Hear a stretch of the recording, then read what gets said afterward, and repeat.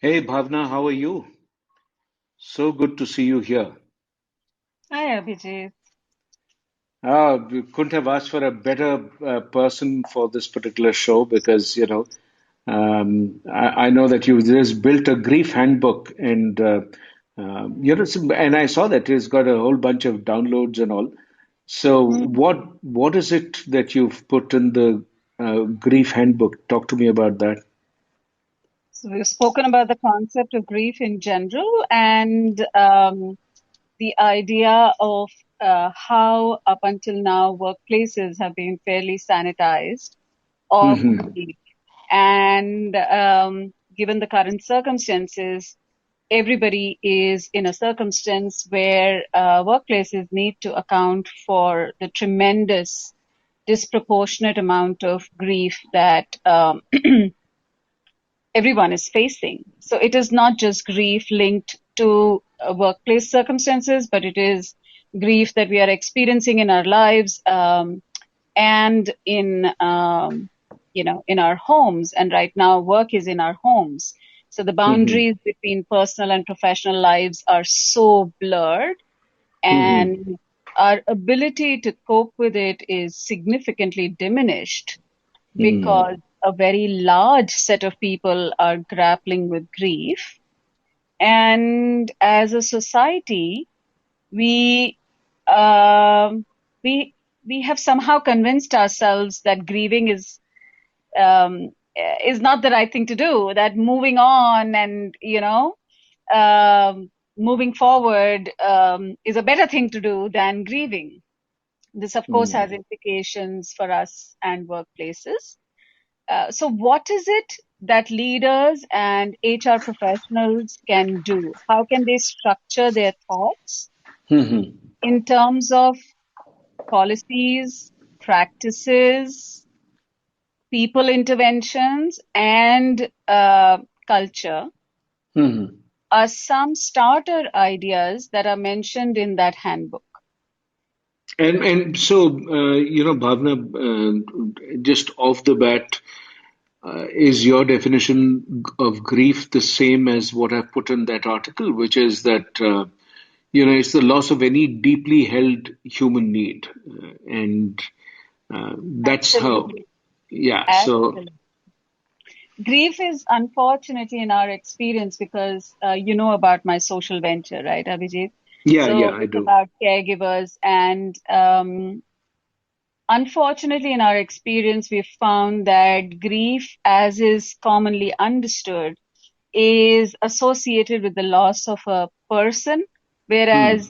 frankly, that is not what it is. One could Hmm. experience loss, like you describe in your article, for a variety of reasons. Loss of not opportunities, loss Relationships, of dreams, yeah, territory, opportunity, money, identity, status, meaning could be many things. I mean, even loss of hope, right? Loss of dreams, loss of hmm. um, relationships, or possibility that my life would have been this Hmm.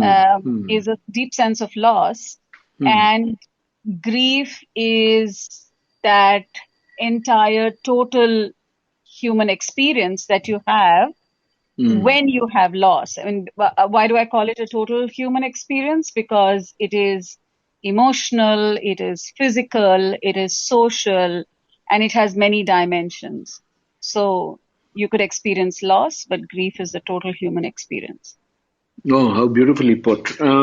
Yeah, I also think that, and I would love to sort of invite the others speakers who are there to sort of really feel free to jump in, just unmute yourself and share your views. So I also think that, one of the pieces that I got interested in the topic, and as I started to speak to a bunch of HR leaders, one of the things that struck me was, the description that, as Bhavna mentioned, that we kind of look at it only around bereavement, that somebody, it's a person, but actually it's many more things, like we said.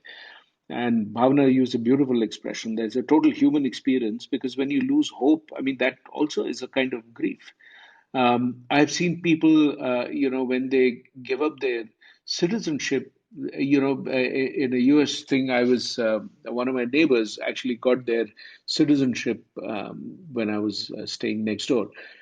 And the bunch of people had thrown a party, and this person was actually grieving the loss of the citizenship that they were going away from. And it's interestingly, it's not even a country which is doing very well or something. In fact, if anything at all, the country is inevitably in the middle of a lot of scandal. It doesn't have a very positive image. But the person says, I can't help thinking I'm betraying my country. So grief can come in many different shapes and sizes. Question I had to, for Bhavna or anybody else, feel free to jump in. Is it, do you think, certain kind of people are better at handling grief, or is it something that necessarily works better when you distribute it amongst friends? What is your take on that, Bhavna? Every grief journey is unique and personal, given the life experiences one has had, what our personality is, and what is it that we are grieving. So while the grief that I felt, let's say, when I moved cities is very different from when I lost my dad, is very different from when I lost my first pet, is very different from, you know, the loss of freedom today because of the pandemic. Hmm. So, Hmm. and I'm the same person in all of this, right? Now, if the person is also different, there could be a very different take on the sense of loss, the experience, the expression, everything. While, and grieving is a very individualized process, and there is no one way of doing it. There is no one frame, etc. Hmm. Hmm. But grieving must be done socially. Why? Why so? Why must it be done socially? Why can't we? So and the reason why I'm sort of saying that is, do you think introverts would grieve by themselves and extroverts would grieve socially? Is that how it would be? So extroverts is only merely an expression that is slightly different. I mean, introverts will probably have their very different ways of grieving. Hmm. It's just that they are energized by their own explorations within themselves, is why they are introverts. But they have to have a social process, some kind of an interaction, some kind of honoring the past experience, some kind of making peace with the reality, acceptance, and some kind of looking forward or moving from grief to growth or looking at seeds of transformation from your grief experience. But it has to be done with socially means it has to be done in a social context. There has to be a sense of connection with something. It cannot be in the absence of a connection. Abhijit, Yeah. I may chime in here, right? I think there are certain emotions, right, which are meant to be very social, right? But in our new context, they have acquired a very personal meaning, right? So, for instance, fear, right, is a very social emotion, but stress has become a very personal emotion, right? And similarly, I feel that the conventional definition of grief, right, which is when somebody passes away and there's like a big loss and you want to mourn it with others because Hmm. you want to recruit other peoples into your sadness and create solace and better Hmm. coping, right? But if you look at workplace grief, right, I think a lot of workplace grief, and I really resonates so much with your article, right? It's become very personal, right? So it kind of works in your mind and your body in such subtle ways that unless a massive event happens, right, you don't even recognize that you are grieving. Right? Now, my personal experience, right, when we sold Final Mile or Final Mile got acquired by Fractal, right, for 2.5 years, I was just kind of, in denial, literally, right, saying there's no grief, right, there's no grief. When actually, some 2 years down the line, I was talking to Fractal CEO and then the Fractal HR head in, quick succession. And I realized that there was so much grief, right? That was all hidden underneath. And it was kind of having, I'm sure, a bad impact on my thinking and my body also, right? But it's there, every loss we know, we value our losses a lot more than what we value our gains, right? And so, how it works is the problem part of it, right? Which is it works so subtly that you don't even recognize that you're grieving at times, right? And that's why probably we need processes in workplaces which help people to recognize this grief and get them out of it, right? Because automatically they're not generated for social grieving, right, anymore in some ways, if that makes sense, you know. Yeah, actually, Jael has a couple of, expressions. So she's saying that does the threshold keep on increasing basis the previous experiences? My answer is not necessarily, because at least that's what I have seen as when I look at my own experience of grieving. Because each experience is different. I mean, sometimes, a loss which socially may have lesser meaning. I mean, for example, losing a pet may have a lower, you know, sanction for grieving than, let us say, the loss of a relative. But if you say that I'm grieving much more, there's a social acceptance or otherwise, and that these kind of social acceptances impact the way that we grieve. But it's also true that, as Jafar says, that it is slower, but even folks who are looking within seek a connection. So, yes, that makes a difference. Loss of identity attached to a brand that no longer exists. Shweta says that about the whole experience of grieving. There can be many more. And the only thing that I felt was in an organizational context, it almost seems that you are not being mature if you are grieving. Uday, what? Yeah, and that's exactly the reason why I'm on the speakers, and I loved your article and triggered a lot of thoughts. And let's face it, while I love the fact that you've given grief at a overall overarching level of not just a personal bereavement, but a lot of other things. Look, I think the reason why we are only discussing grief today is because of the whole lot of personal loss that we are seeing all around us today. I don't think it has got triggered with anything else. And if you just move it in the context of the organizations, one of the things that pains me so much right now is what I termed myself, for loss of any other term, I would call it what is being seen as the normalization of grief in the corporate. And I'll give you an example. There is a boss who's gone through a COVID crisis in his family. He's lost someone in his family. He's gone through the whole cycle, and he's gone back to work. He's come back to work, and a couple of weeks later, his own reportee in his team goes to that. And at the moment of conversation in a conference, he says, "Look, I've gone through this. ये तो होगा, but look at me. I've come back. You also need to bounce back. ये सब होता रहता है. हमको काम करना है." And I was present in that conversation, and I was shocked to the extent that we have normalized the grief with ourselves. And I think at this current point of time, across India, maybe across the world, a lot of leadership is just I probably want to use very strong words, fairly incompetent in terms of handling the empathy, especially related to grief and employee related grief. I mean, we all know that, right? You mentioned in the article that all of us go through multiple stages of grief. It starts with denial and shock, and maybe then it moves to anger, and then bargain and depression, and finally acceptance.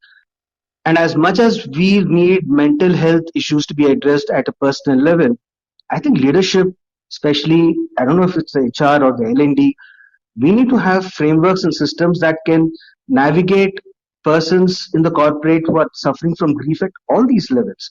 We just don't have a support system framework. The questions today being asked is leadership, perhaps in a lot of organizations, asking is it even needed? And I'm calling out and saying I think it's about time we called it, because it's a massive crisis that we are facing.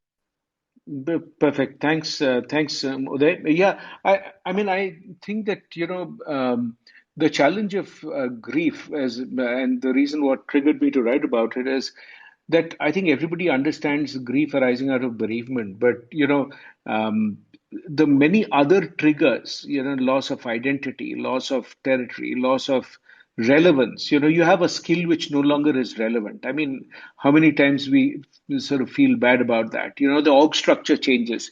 You're reporting to someone, and suddenly, I have just gotten off a call with somebody who says that, I'm called to the meetings, but then it's almost as if, my contribution doesn't matter. I'm not valued anymore because the department's project priorities have changed. And suddenly, one moment my project was a central piece and now it isn't. So, I just wonder whether it's worth staying here. Now, that may be a choice that you exercise, but the grief is very real. Pascal, what's your take on? Yeah, I mean, for me, it's a lot of things what were said. I totally agree on, right? So for me, the most important thing is first for yourself also want to accept that you want to grieve, because most of us, or at least also in Europe, we live in a society where men are not allowed to grieve, right? It's like you are not strong if you show your emotions, and this is something which is very important, that you take for yourself time, the time you need to really go deep into it and to really accept that it's okay to grieve. And then, of course, once you do that, it's easier and it's much better also for your feelings and your emotions to come out of it faster. Because if you just suppress it, then it's gonna hang there, and then sooner or later it's gonna pop up anyway. So it's better for me that you just work on it, that you grieve, that you take time for it, that you allow it, that there is acceptance also for you. And then once you slowly come back, and then of course, then you can move forward, right? And of course, this is depending the situation, and each person, like I said before, each person has another emotion, has another way of also interpreting things. Yeah, for someone, a pet dying cannot be very a bad situation. For someone else, it's like your child is dying, right? So this is for each person different, and this should also be accepted because each one is individual, right? It is individual, but I also think that there is a gender norm which is there, which sort of makes it harder for some, in some situations. I think when it comes to death, I think there is a sort of universality which is accepted. But for let's say becoming a small fish in a big pond. And this was actually triggered by somebody whose company got acquired by Google. And I was sort of congratulating this person and saying that, okay, all right, so now you're a Google employee. And the person says, oh my God, I mean, what would I do to go back to that little, thing? Um, so sometimes, I wonder if grief is a dark side of every happy situation. What socially we term as happy scenarios, it's, sometimes it's not noticed, it's the shadow. And that to me is what, Pascal, when you were saying it, that was my response, that some of the things are socially not acceptable for by some genders to grieve about. Bhavana, what's your view? So I'm buzzing with so many points of conversation as you speak. So let's take this whole thing about what is grief. I think grief is at any point of inflection. So if there is a moment of change, or if there is a Mhm. moment of transformation, there is an experience of grief. There are likely to be other experiences of joy, happiness, looking forward, anticipation, etc. But there is something that is being left behind, and whatever that is being left behind can bring with it grief. So, if I were to use Gestalt language, I would say every cycle of experience, when there are endings, there will be an ending to every cycle of experience, and there will be there will be some kind of grief associated with that ending. But we know that all endings also come with new beginnings. So I suppose when the new beginnings are evident, clear, we know that this is there, we are more attracted by the new beginning, and that takes more of our energy, and we don't see the grief.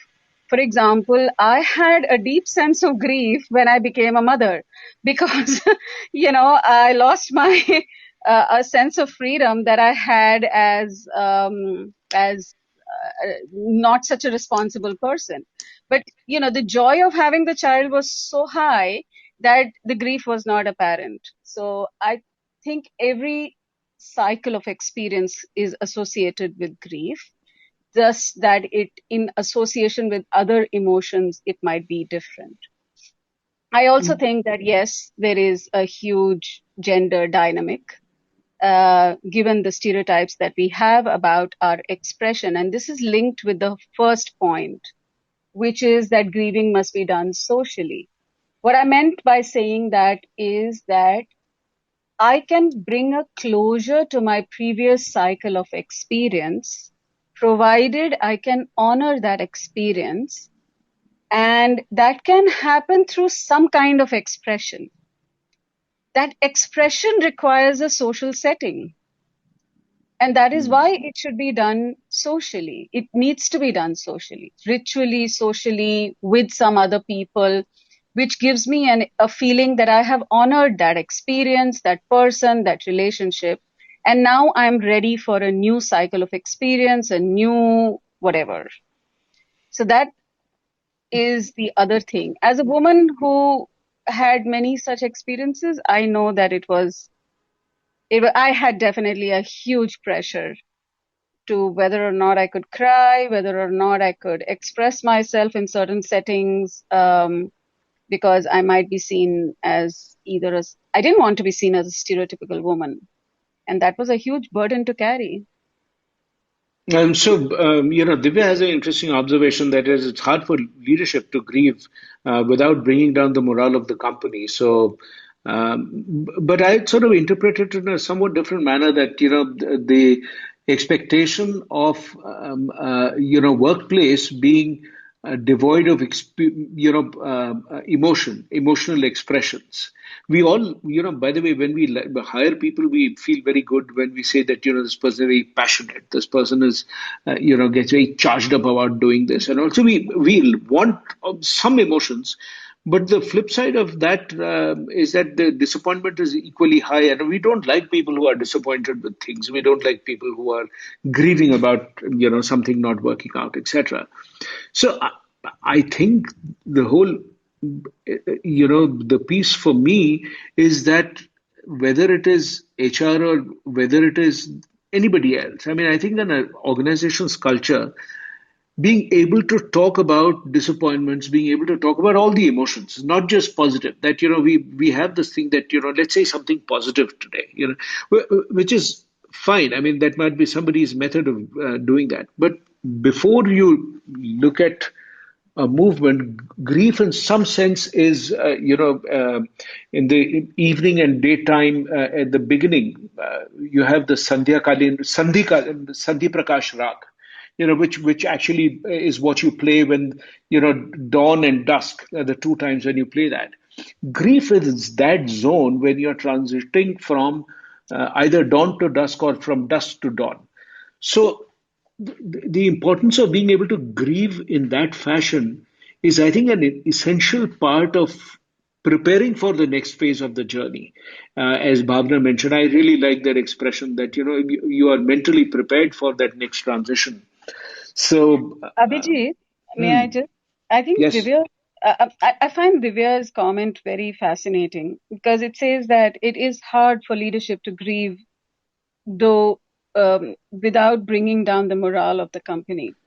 What is unarticulated, I think, here is that there is a certain association we have with how grieving can be done. So, for Hmm. example, I feel that what is not written here is that grieving means an expression of feeling, maybe tears, maybe sad and low and whatever.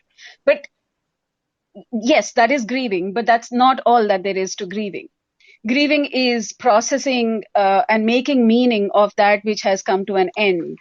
And that can be done in many, many ways. And perhaps leadership needs to learn that grieving is, unfinished business, and things that are not grieved in organizations trap the energy of the people and the organization.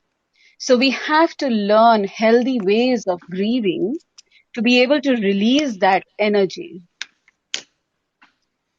But Abhijit, isn't it also a commentary on the true socialness of organizations, right? If they were truly social, then there would be a natural permission to grieve, right? In the absence of it, people kind of find it difficult. And I don't think it's an HR policy thing, right? It's more of a norm building in an organization where there is permissibility to be upset, to be sad, to feel lost, and to grieve, right? Yeah, absolutely. I mean, that's why I said that, sometimes, it's also the grieving mechanisms that we have observed in our homes, so how has grieving been handled at home sometimes becomes our very first expression of, how it is to be done, what is socially acceptable. So I think it's a fascinating thing. And if you want to continue this conversation tomorrow, just leave a comment on the LinkedIn article and we'll continue. Thank you very much again for joining. It was lovely.